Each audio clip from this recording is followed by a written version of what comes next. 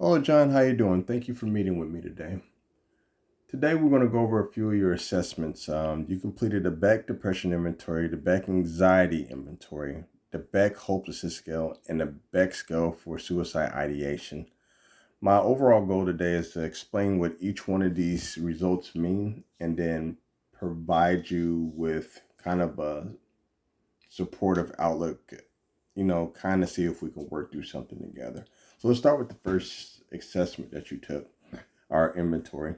It was the Beck Depression Inventory.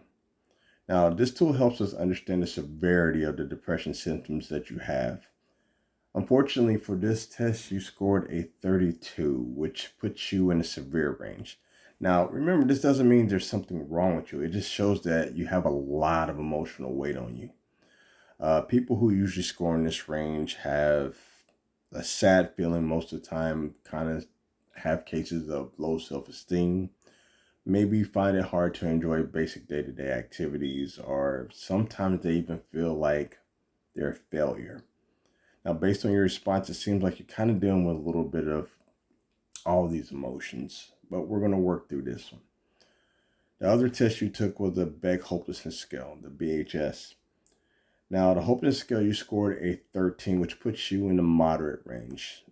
Now, hopelessness can affect the way that we view our future, whether things can get better, whether or not they feel our goals are reachable or attainable, or if life even feels meaningful.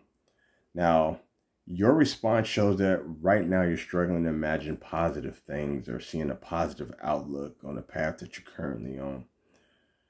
This is something, though, that we can kind of build on, and maybe we can kind of improve on the other scores going forward. Now, with the Beck Anxiety Inventory, you scored a 18, which is a moderate range.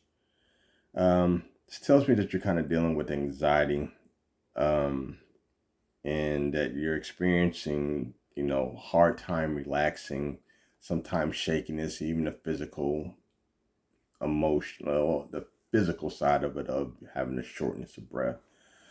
These symptoms can sometimes feel very overwhelming and uncontrollable, and they can also intensify depression or even that feeling of hopelessness I mentioned earlier. Now, the last one you did was the Beck scale suicide ideation. Now, understand that all suicide conversations are always taken even in the most serious manner. And on this scale, you did score a 2, which shows you have a minimum current suicide intent. But as I said, nothing should be taken lightly. You indicated that you do not want to harm yourself and that you would try to keep yourself from life-threatening situations. However, on the depression inventory, you endorse the statement of, if I'm quoting right, I would kill myself if I had the chance.